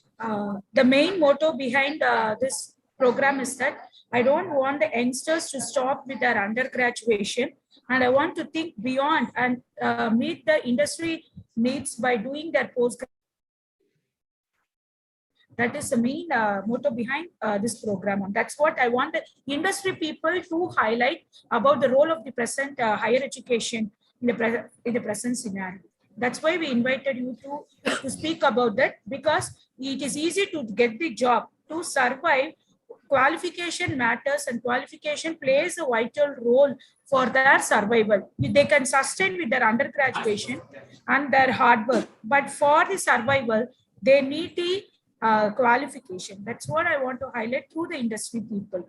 Hope the participants would have got benefited from both the industry people, and think over and try to convince your parents. And also they said you can do the post-graduation either now itself after the graduation, or while doing the job, along with the job, or after the marriage, or but I request all the participants and youngsters to have it in your mind that your qualification should not stop with your undergraduation. I'm totally agree and want to add just few lines here that, you know, it's a great initiative from the college side that you are kind of, you know, guiding your students in this direction. And in fact, you know, I would like to say this, that even, you know, in marriages, you get that respect when you have some kind of knowledge, you know, when you're really, you achieve something, when you really, you are, you know, kind of qualified. That's when, see, whether you're doing a job or not, that is something which is absolutely decided by you. But the qualification makes you very, very strong, your foundation strong. Okay, you earn that respect in your family when you are qualified. Whether it is your in-laws or it is your society or it's your husband, everybody would, and in fact, in future, your kids also. Okay, if you're not educated, if you're not qualified enough, they will never give you respect, that kind of respect. And I'm sure you would have seen this in your society, in your surrounding as well. It is very, you know, what you call it, it's not something which is not visible in our society. It's absolutely visible. Okay, so yeah, so that's what my overall humble submission, that please do graduation, please think about, plan your career. And if you need any kind of career counseling, any kind of suggestion, you can reach out to me. You can take my contact number and my email ID. Definitely, I can guide you, and I will always be there to support you people. So thank you so much. Thank you, ma'am. And to the participants, as we all focusing on the higher education, nowadays we have a lot of opportunities by providing education loan, scholarships, especially in Sashun Jain College. The management people have come forward to provide a lot of scholarships to the post-graduation students. So it is first, you should realize that we have to do our post-graduation to survive in the market. Thank you, ma'am. Thank you so much. Thank you so much. Okay. Now I request Ms. Gayatri of First MCOM to deliver the vote of thanks. After the vote of thanks, I request the participants to stay back for other informations.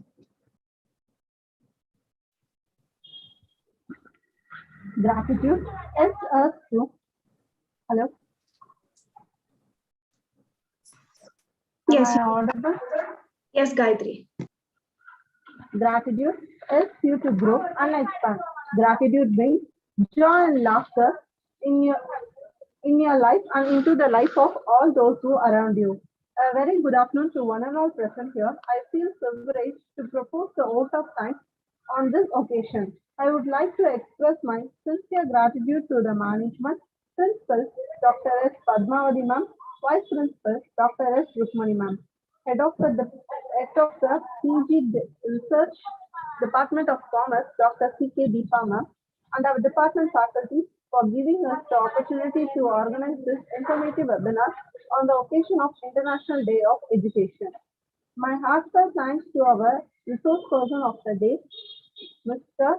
Prem Kumar Aparanji and Ms. for sharing their valuable time and imparting their precious knowledge with us.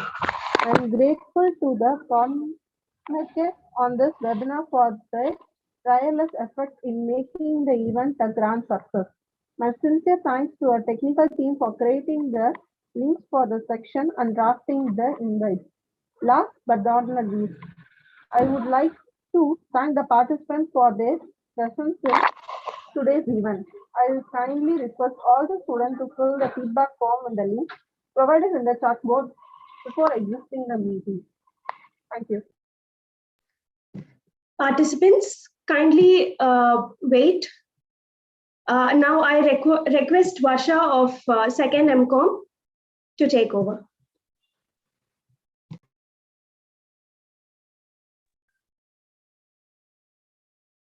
Thank you, Mahati. I hope I'm audible. Yes. Okay. So, education is the passport to the future, for tomorrow belongs to those who prepare for it today. Good day, everyone. I hope you all received the valuable inputs shared by our guest lecturers on role of higher education in the present scenario. Yes, it is not enough if we stop with mere undergraduation. In today's world where competition is inevitable, it is absolutely mandatory that you are unique. As in a room full of prospective candidates, it is an undeniable fact that a person holding post-graduation degree always has an edge over the others. And that is why, my dear Chessonians, I'm here today to emphasize on why Master of Commerce with a specialization Accounting and Finance at Shasun is the best choice to design your future in every way possible. Instead of me listing out the points, why don't we watch a video on why MCOM at Shasun? I kindly request Mahati to share the video to our enthusiastic audience. The true purpose of education is to make minds, not careers, said Benjamin Teresovich. The PG and Research Department of Commerce of Sri Shankar Lal Sundarbai Shasun Jain College functions with an aim to offer holistic education to its students to succeed in both life and career.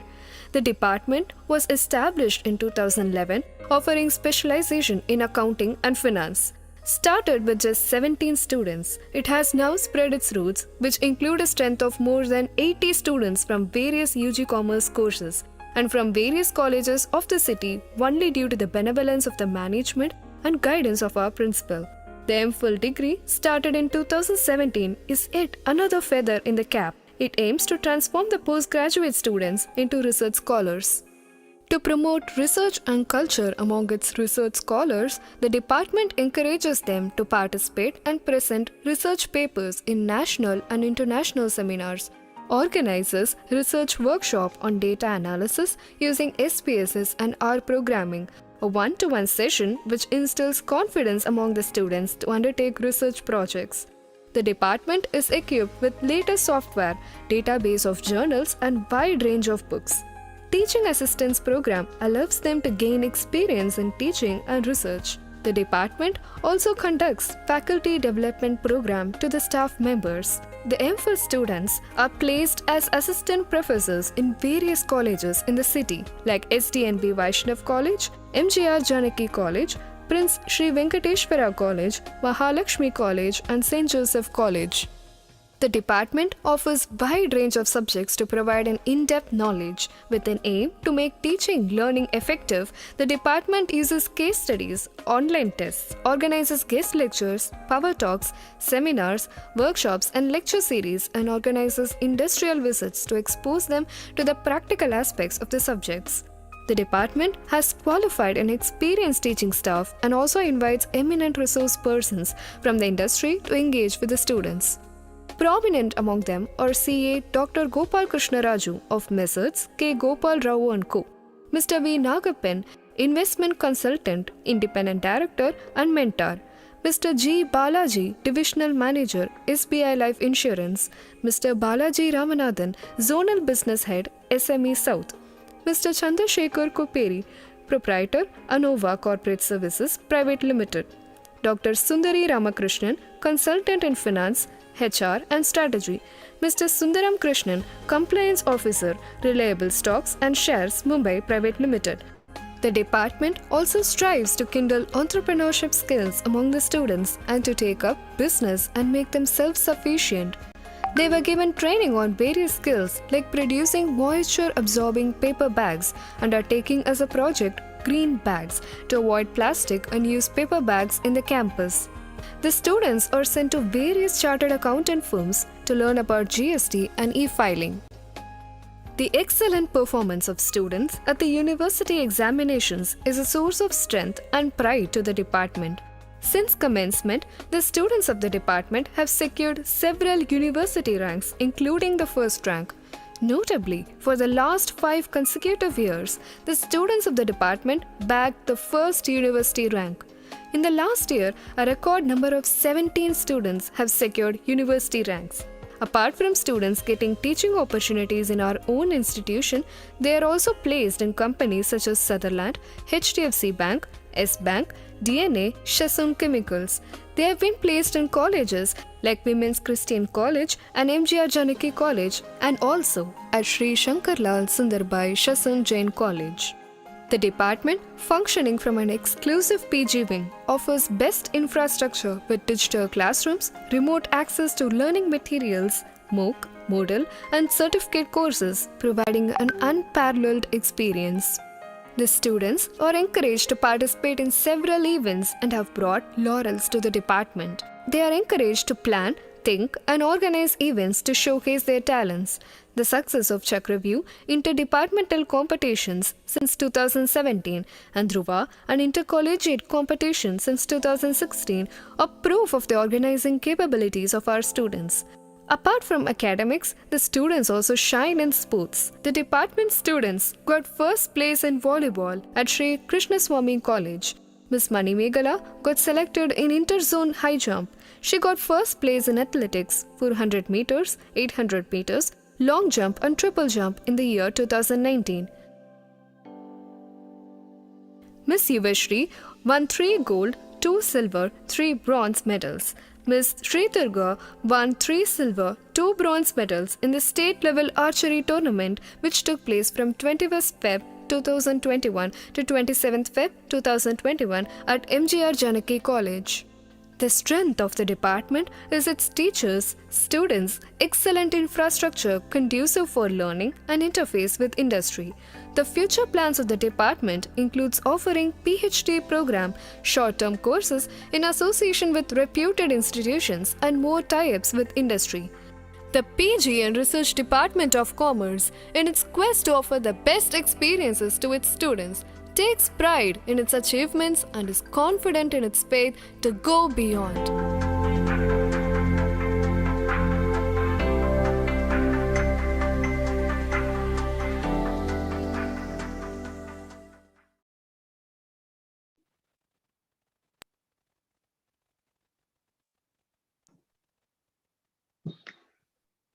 Thank you all for making this event a grand success. I request all the participants to kindly fill the feedback